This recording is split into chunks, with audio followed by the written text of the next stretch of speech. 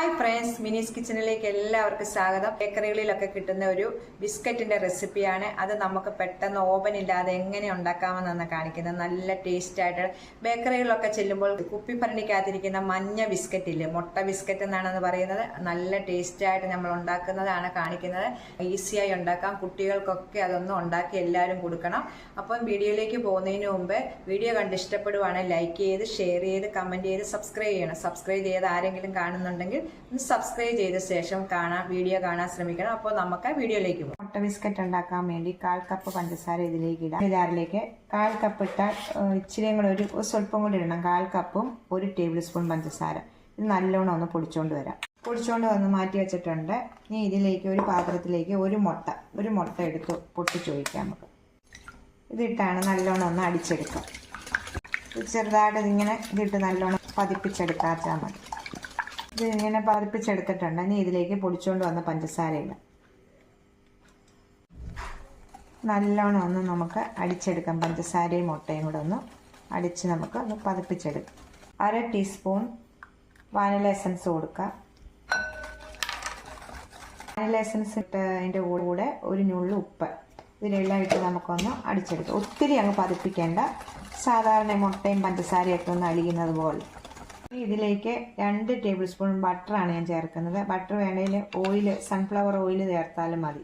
ഞാൻ ബട്ടറാണ് ഞാൻ ചേർക്കുന്നത്. ഇവിടെ ചേർത്തിട്ട് നമുക്കൊന്ന് നല്ലോണം പതിപ്പിച്ചെടുക്കാം. നല്ലോണം ഇതെല്ലാം അടിച്ചെടുത്തിട്ടുണ്ട്. ഇനി ഇത് മാറ്റി വെച്ചിട്ട് വെക്കാം. എന്നിട്ട് 1/2 കപ്പ് മൈദ ഇടാം. 1/4 ടീസ്പൂൺ ബേക്കിംഗ് പൗഡർ, 1/4 പകുതി മഞ്ഞൾപ്പൊടി. ഇതെല്ലാം നല്ലോണം ഒന്ന് അരിച്ചെടുക്കാം. ഈ പൊടിയിലേക്ക് നമുക്ക് മുട്ടയുടെ മിക്സിലേക്ക് നമുക്കൊന്ന് പൊടി ഇട്ടെടുക്കാം. പൊടിയെല്ലാം ഇട്ടിട്ടുണ്ടെങ്കിൽ നമുക്ക് മുട്ടയുടെ മിക്സും പൊടിയും കൂടെ നല്ലോണം ഒന്ന് മിക്സ് ചെയ്തെടുക്കാം. ഇതിലേക്ക് 1/2 ടീസ്പൂൺ പൈനാപ്പിൾ എസൻസ്. ഈ പൈനാപ്പിൾ എസൻസ് ഒഴിയുമ്പോൾ നല്ലൊരു മണവും നല്ല സ്വാദാണ് ആ തിന്നാനായിട്ട്. നമ്മൾ ബേക്കറികളിൽ നിന്ന് മേടിക്കുന്ന അതേ ടേസ്റ്റിൽ കിട്ടും. മിക്സ് ചെയ്തെടുത്തിട്ടുണ്ട്. നമുക്കിത് മാറ്റി വെച്ചിട്ട് ഇതുപോലെ ഒരു പൈപ്പിംഗ് ബാഗ് എടുക്കാം. ഇതില്ലാത്തവർക്ക് നിമ്മാടെ പാല് വരുന്ന കവറില്ലേ, അത് നല്ലോണം പാലൊക്കെ എടുത്തിട്ട് കഴുകി നല്ലോണം ഉണങ്ങി എടുത്തിട്ട് അതിനകത്താണേലും വെച്ചാൽ മതി ഉണ്ടാക്കാനായിട്ട്. ഇതുപോലെ പൈപ്പിംഗ് ബാഗ്. ഞാനിപ്പം കേക്കൊക്കെ സെയിൽ ചെയ്യുന്ന ആളായതുകൊണ്ട് എനിക്ക് ഇതിങ്ങനെ പൈപ്പിംഗ് ബാഗ് വീട്ടിലുള്ളത് കൊണ്ട് ഞാൻ ഇതെല്ലാം ഉണ്ടാക്കുന്നത്. ഇതുപോലെ വെക്കണം. വെച്ചിട്ട് ഇതിനകത്തോട്ട് നമുക്ക് മാവ് കോരി ഒഴിക്കാം. ഇതിൻ്റെ പരുവം ഇതാണ്. ഒത്തിരി നീണ്ടുപോകല്ലേ, മുട്ട ഒത്തിരി വലിപ്പമുള്ളത് എടുക്കാൻ നിങ്ങൾ ശ്രദ്ധിക്കുക. ഇതാണ് ഇതിൻ്റെ പരുവം. നമ്മൾ ദോശക്കല്ലിലാണ് ഉണ്ടാക്കുന്നത്, എല്ലാവർക്കും ഉണ്ടാക്കാൻ മതി, ഓവനിലല്ല. അപ്പം ഇത് ഒത്തിരി ഒഴുകി പോകാതിരിക്കും. ഈ പരുവമാണ് വേണ്ടത്. ഇതുപോലെ ഞാൻ പൈപ്പ് ബാഗിനകത്ത് ഇട്ടിട്ട് ഒരു റബ്ബർ ബാൻഡ് മേളിൽ ചുരുട്ടിയിട്ടിട്ടുണ്ട്. ഇനി നമ്മൾ ദോശക്കല്ലിനകത്താണ് ഉണ്ടാക്കുന്നത്. ഇതുപോലൊരു പാൻ എടുത്തിട്ടുണ്ട്. എല്ലാം നല്ല തൂത്ത് വൃത്തിയാക്കി വെച്ചിട്ടുണ്ട്. ഈ സമയം നമ്മൾ അടുപ്പയിൽ പഴയ ഒരു പാൻ, നമ്മൾ ഉപയോഗമൊന്നും ഇല്ലാത്ത പോലെ ഇതുപോലത്തെ ഒരു പഴയ പാൻ വെച്ചിട്ടുണ്ട്.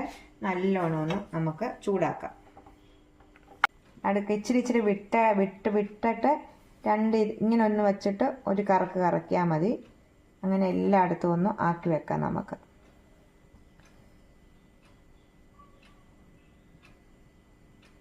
ഇതുപോലെ ഞാൻ എല്ലാം എടുത്തിട്ടുണ്ട്. നല്ലോണം ചൂടായി കിടക്കുവാണ്. ഈ ദോശക്കല്ലിൻ്റെ മുകളിലേക്ക് ഈ ദോശക്കല്ല് വെക്കുക. കണ്ടോ, ഈ പാൻ്റെ മുകളിലേക്ക് ഇത് വെക്കുക. വെച്ചിട്ട് നമ്മൾ ഒരു അടപ്പും കൊണ്ട് മൂടി വെക്കുക. 15 മിനിറ്റ് നേരം സമയമാണ് ഇതിന് വേണ്ടത്. നമ്മൾ തീ തീരെ കുറച്ചല്ല, ഇതും അല്ലാത്ത വിധത്തിൽ മീഡിയത്തിൻ്റെ ലോയിലും ഇടയ്ക്കായിട്ട് തീ വെക്കുക. 15 മിനിറ്റ് നേരം റെഡി ആയിട്ടുണ്ട്. കണ്ടോ, റെഡി ആയിട്ടുണ്ട്. 15 മിനിറ്റ് ഇത് ഇങ്ങനെ ഇളക്കി നമുക്ക് മാറ്റാം. ഇനി നമുക്ക് തീ ഓഫ് ചെയ്ത ശേഷം ഒരു 5 മിനിറ്റും കൂടെ ഈ ദോശക്കല്ലിൽ തന്നെ ഇതിരിക്കണം. എന്നിട്ട് നമുക്ക് അടുത്തത് ഉണ്ടാക്കാനുണ്ട്. ഇത് തീ ഓഫ് ചെയ്തിട്ടുണ്ട് ഞാനിപ്പം. ഇത് 5 മിനിറ്റ് കൂടെ ദോശക്കല്ലിൽ ഇരിക്കട്ടെ. ഇതിപ്പം തീ ഓഫ് ചെയ്തിട്ട് 5 മിനിറ്റ് ആയിട്ടുണ്ട്. ഇത് മാറ്റിയെടുക്കാം. ഇത് റെഡി ആയിട്ടുണ്ട്. നമുക്ക് ബാക്കി ഇത് എടുത്തിട്ട് ബാക്കിയും കൂടെ നമുക്ക് ഉണ്ടാക്കിയെടുക്കാം.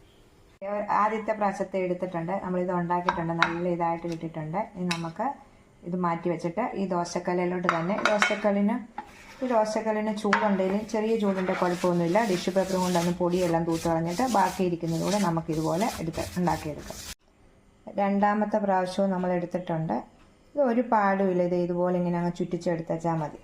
പാനയിലേക്ക് ഇതുപോലെ തന്നെ വെച്ചിട്ട് 15 മിനിറ്റ് കഴിയുമ്പം എന്തെങ്കിലും നോക്കണം. ഒരെണ്ണം ഇങ്ങനെ അടത്തി നോക്കണം. ശരിയായില്ലെങ്കിൽ ഒരു 2 മിനിറ്റ് കൂടെ വെച്ചിട്ട് ഓഫ് ചെയ്തിട്ട് 5 മിനിറ്റ് കൂടെ വെക്കുക. രണ്ടാമത്തതും റെഡി ആയിട്ടുണ്ട്. എല്ലാം നമുക്കൊന്ന് ഇളക്കി ഇട്ട് കൊടുക്കും. ഇട്ട് കൊടുത്തിട്ട് തീ ഓഫ് ചെയ്തിട്ട് ഒരു 5 മിനിറ്റ് ദോശക്കല്ലിൽ തന്നെ ഇത് വെക്കണം. തീ ഓഫ് ചെയ്തിട്ടുണ്ട്. നമുക്ക് ഇളക്കി ഇട്ട് കൊടുത്തിട്ട് 5 മിനിറ്റ് നേരം ദോശക്കല്ല് നമ്മൾ എണ്ണയോ നെയ്യോ ഒന്നും തൂത്തിട്ടില്ല. ഒന്നും തൂക്കേണ്ട ആവശ്യമില്ല. എല്ലാം ഇങ്ങനെ ഇളകി വരും. കണ്ടോ?